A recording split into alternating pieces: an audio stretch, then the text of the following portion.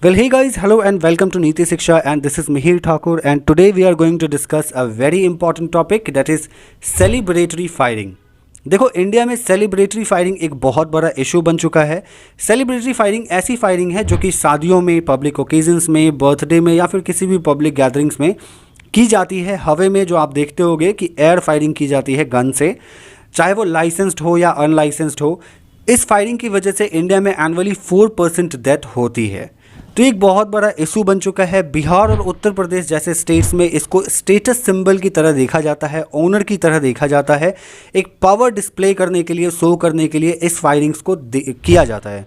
तो आज की वीडियो में हम लोग सेलिब्रेटरी फायरिंग पे डिटेल डिस्कशन करने वाले हैं। ये समझेंगे कि सेलिब्रेटरी फायरिंग के पीछे क्या लीगल प्रोसीजर्स हैं, क्या इसके लिए कानून है हमारे इंडिया में, क्या ये लीगल है या नहीं है, इस पर भी डिस्कस करेंगे। और ये भी समझेंगे कि अगर ये इलीगल है तो इसके लिए क्या सज़ा हो सकती है, क्या प्रोसीजर है हमारा लीगली, और इसके पीछे जो सोसाइटी है उसका क्या माइंडसेट है। साइकोलॉजी को थोड़ा समझने की कोशिश करेंगे, एक सोशियोलॉजिस्ट हैं उनके रिसर्च के बेसिस पे, और उसके बाद इसके पीछे के हिस्ट्री को भी देखेंगे कि कब से ये फायरिंग जो है वो हमारे इंडिया में ऐसी देखने को मिली है, प्रेवलेंट है।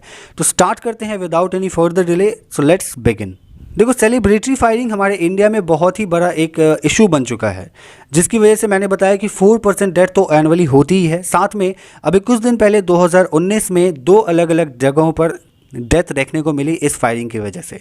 इसके बाद सेंट्रल गवर्नमेंट ने 2019 में क्या किया, आर्म्स एक्ट में अमेंडमेंट करके इस सेलिब्रेटरी फायरिंग को जो है क्या कर दिया, क्रिमिनल ऑफेंस डिक्लेयर कर दिया। लाइसेंस्ड गन हो या फिर अनलाइसेंस्ड गन ही क्यों ना हो, सारे के सारे क्रिमिनल ऑफेंस हो गए। और अगर कोई ऐसा करता है तो इसे 2 साल तक की जेल हो सकती है, प्लस फाइन भी हो सकता है। तो याद रखना कि अगर कोई भी शादी में या फिर किसी भी पब्लिक गैदरिंग्स में ऐसा फायरिंग करता है, चाहे उसके ऊपर अगर कोई लाइसेंस गन भी है, उसके साथ अगर कोई भी लाइसेंस हो या अनलाइसेंस्ड गन हो, और अगर ऐसे पे कंप्लेन हो गई उसकी, या फिर कोई देख लेता है और किसी भी तरीके का उसके लिए खिलाफ एफआईआर रजिस्टर हो जाती है, तो उसको ये सज़ा दी जाएगी according to law, according to arms act 2019 amendment. ठीक है, इस अमेंडमेंट से पहले होम मिनिस्ट्री जो है वो जितने भी स्टेट्स हैं, उनके जितने भी डीएम्स हैं और एसपीज़ हैं, उनको ये इंस्ट्रक्शन दी थी कि वो सेलिब्रेटरी फायरिंग को पूरी तरह से कर्ब करें अपने डिस्ट्रिक्ट में, डिस्ट्रिक्ट बेसिस पे, और जो भी वेपन्स हैं उसको पूरे तरह से ख़त्म कर दिया जाए, जो भी इलीगल वेपन्स हैं, और जो लाइसेंस्ड वेपन हैं उसको, उसके ऊपर खास करके निगरानी रखनी चाहिए। 14 फरवरी 2019 को ये जो इंस्ट्रक्शन है वो दी गई थी हर स्टेट्स के डीएम को। However, despite the government's tough stand, the meaning continues to unabated in the state. लेकिन गवर्नमेंट को बहुत टफ स्टैंड लेना पड़ेगा। ये जो सिचुएशन है वो कंटिन्यू होती चली आ रही है, रुका नहीं जा रहा है। देखो, विकी कुमार जो कि 24 साल के थे, उनकी मौत हो जाती है इसी फायरिंग की वजह से, सेलिब्रेटरी फायरिंग की वजह से, एक बर्थडे फंक्शन में। और ये कहाँ होता है, Pipra, under the Ramkrishna Nagar police station area in the Patna, in the wee hours of Friday. ठीक है, मतलब इस डेट को जो है विकी कुमार जो कि 24 साल के एक लड़के थे, उनकी मौत होती है सेलिब्रेटरी फायरिंग की वजह से। On the same night a videographer Ravikant Singh जो कि 28 साल के थे, उनकी भी मौत हो जाती है एक तिलक सेरेमनी के रोज़, और ये भी होता है सेलिब्रेटरी फायरिंग की वजह से। कई बार आपने सुना होगा कि कई जगहों पर ग्रूम्स की भी डेथ हो जाती है जो कि सेलिब्रेटरी फायरिंग की वजह से होती है। तो बहुत ही बड़ा इशू है यार, ऐसा स्टेटस सिंबल क्या ही करना, जिस गैदरिंग में आप जाओ, जिस ओकेजन में आप जाओ, वहीं पे आप मातम बना दो, मातम फैला दो। तो ये तो कहीं से भी जस्टिस नहीं करता है ना, कहीं से भी लीगल नहीं है। किसी भी तरीके से आप एक तरह से इंसानियत भी देखो तो ये अच्छी बात है नहीं, करनी नहीं चाहिए। क्या ज़रूरी है आपको अपनी पावर शो करने की। History of celebratory firing. अब देखो, यहाँ पे हम लोग समझने की करेंगे कोशिश कि ये जो सेलिब्रेटरी फायरिंग है ये इंडिया में कब से प्रेवलेंट देखने को मिली है।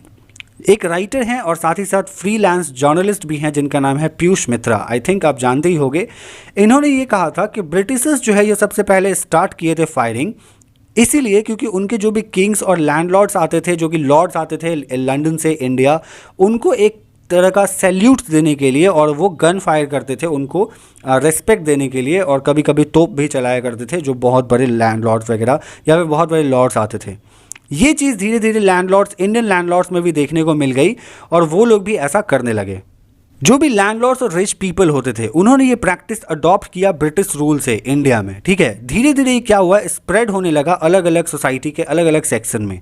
ठीक है, इन्होंने ये भी कहा कि people from new generation would have to come forward to this manic. देखो, ये जानना ज़रूरी है कि पहले के जो भी लैंडलॉर्ड थे, पहले के जो भी लोग थे, वो कहीं ना कहीं खुद को सुप्रीम साबित करने के लिए ऐसी प्रैक्टिस करते थे और जो भी मतलब कि वल्नरेबल सेक्शन ऑफ सोसाइटी को उसको डिप्राइव्ड करने की कोशिश करते थे, उस पर अपनी पावर को शो करने की कोशिश करते थे। लेकिन आज के जनरेशन से हम ये एक्सपेक्ट नहीं कर सकते, क्योंकि आज की जनरेशन अच्छी खासी पढ़ी लिखी है, जो एजुकेटेड हैं, उनको ये प्रैक्टिसेस अडॉप्ट नहीं करनी चाहिए और कोशिश करना चाहिए कि हम इसे जल्द से जल्द कर्ब कर लें।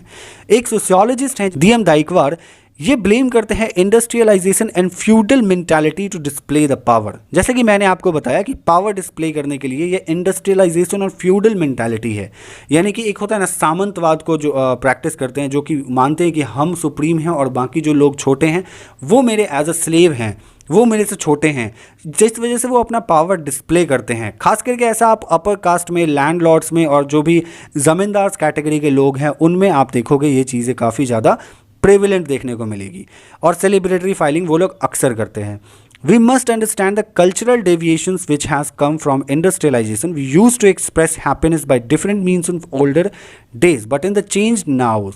देखो, हम ये समझने की बहुत ही ज़्यादा ज़रूरी है कि जो इंडस्ट्रियलाइजेशन का कल्चर था उसमें से हमें क्या अडॉप्ट करना चाहिए, क्या नहीं अडॉप्ट करना चाहिए, किस तरीके से हमारी हैप्पीनेस एक्सप्रेस करनी चाहिए, हमें वो चीज़ समझना सोसाइटी को बहुत ही ज़्यादा इंपॉर्टेंट है। ऐसा नहीं ये सेलिब्रेटरी फायरिंग जैसे प्रैक्टिसेस को हमें बंद करना बहुत ही इंपॉर्टेंट है। दाइकवार जी का ये भी कहना है कि there was a need to spread awareness among the people about bad effects of celebratory firing. जो भी सेलिब्रेटरी फायरिंग्स होती है, इसकी जो भी बैड इफेक्ट्स है, इसके बारे में अवेयर करना लोगों को ज़्यादा ज़रूरी है। पुलिस के द्वारा, कोर्ट के द्वारा ये चीज़ें काफ़ी अवेयरनेस फैलानी चाहिए इफ़ेक्टिव तरीके से। और इनका ये भी कहना है कि जो इनोसेंट पीपल होते हैं, कई बार इंक्लूडिंग ब्राइड्स एंड ग्रूम्स, इनकी भी मौत हो जाती है, इंजर्ड हो जाते हैं due to celebratory firing. Central range में IGP संजय सिंह का ये कहना है कि government also wants to curb celebratory firing. The act is treated as criminal offence now even if no one is injured. ये क्रिमिनल ऑफेंस होगा, ठीक है। अब ये कहा गया है कि जो यूनियन गवर्नमेंट है उसके द्वारा ये स्टेप ले ली गई है कि अब अगर सेलिब्रेटरी फायरिंग की जाती है, चाहे कोई इंजर्ड होता है या फिर नहीं, या फिर किसी की मौत होती है या नहीं, ये क्रिमिनल ऑफेंस होगा।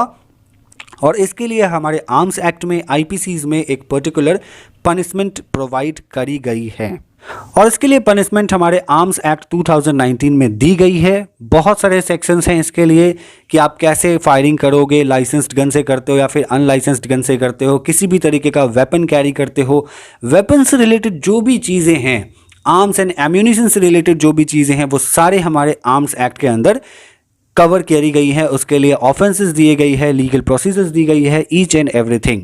और अगर कोई सेलिब्रेटरी फायरिंग में किसी की मौत हो जाती है तो सेक्शंस IPCs की भी लगेगी। अगर कोई इंजर्ड होता है तो IPC का भी सेक्शंस लगेगा, इंडियन पेनल कोड का लगेगा। मरने पे पता है आपको सेक्शन 302 लगता है। और सेलिब्रेटरी फायरिंग अगर कहीं पे की जाएगी प्रैक्टिस तो आर्म्स एक्ट 2019 अमेंडमेंट के बाद की जो भी प्रोविजंस हैं वो लगेंगी, उससे पहले भी जो सुटेबल्स हैं वो भी लगेंगी। सो आई होप आपको वीडियो पसंद आया होगा। ऐसे और भी इन्फॉर्मेटिव वीडियोस के लिए आप हमारे चैनल को सब्सक्राइब कर सकते हैं, साथ ही साथ बेल आइकन को प्रेस कर लो ताकि जो भी मैं वीडियो डालूं उसका नोटिफिकेशन सबसे पहले आपको मिले। वीडियो पसंद आए लाइक ज़रूर करना, जितना हो सके उतना शेयर करो। See you in the next one, goodbye, take care. Mihir Thakur signing of.